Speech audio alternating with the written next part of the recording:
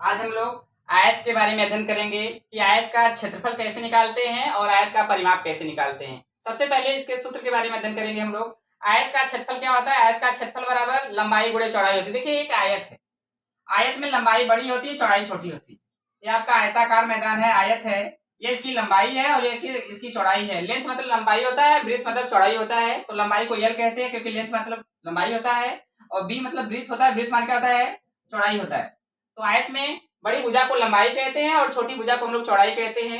आयत का क्षेत्रफल होता है लंबाई गुणे चौड़ाई और आयत का जो परिमाप होता है वो होता है 2 गुणे कोष्ठ में लंबाई धन चौड़ाई। ये आयत का परिमाप है। इसमें हम लोग सवाल सॉल्व करेंगे। एक आयत की लंबाई 5 सेंटीमीटर है तथा चौड़ाई 3 सेंटीमीटर है, तो आयत का क्षेत्रफल बताइए। एक आयत की लंबाई 5 सेमी है तथा चौड़ाई 3 सेमी है, तो आयत का क्षेत्रफल बताइए। और क्षेत्रफल का सूत्र लिखा गया लंबाई गुणे चौड़ाई। लिखेंगे आयत का क्षेत्रफल बराबर सूत्र है लंबाई गुणे चौड़ाई। क्योंकि यहाँ पे लंबाई का मान 5 सेंटीमीटर, इसके नीचे लंबाई की जगह पे 5 हो गया, गुणे चौड़ाई, चौड़ाई का मान 3 सेंटीमीटर, इसके नीचे 3 हो गया। यह गुणा करेंगे 5 3 15 हो गया।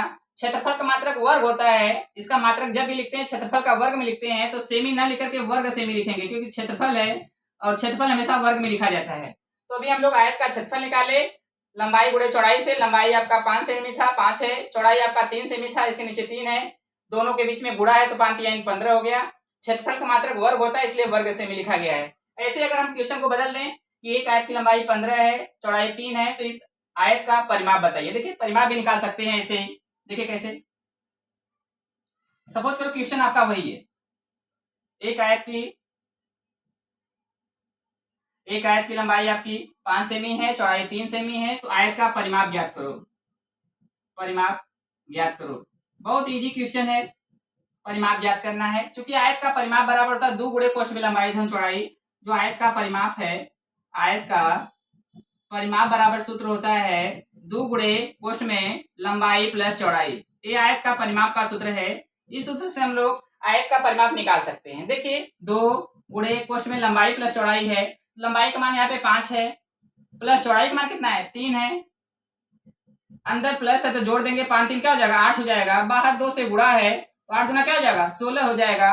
क्योंकि इसका मात्रक सेमी दिया था इसलिए सेमी लिखा जाएगा। तो आयत का परिमाप हम लोग कैसे निकाले? 2 गुणे कोष्ठ में लंबाई धन चौड़ाई। चूंकि लंबाई का मान 5 सेमी है, चौड़ाई का मान 3 सेमी है, दोनों को लिखेंगे यहाँ पे, दोनों के बीच में प्लस है, जब जोड़ेंगे 5 3 क्या हो गया? 8 हो गया।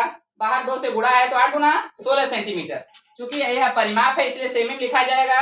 अगर यह क्षेत्रफल होता तो वर्ग सेमी लिखा जाता। Thank you.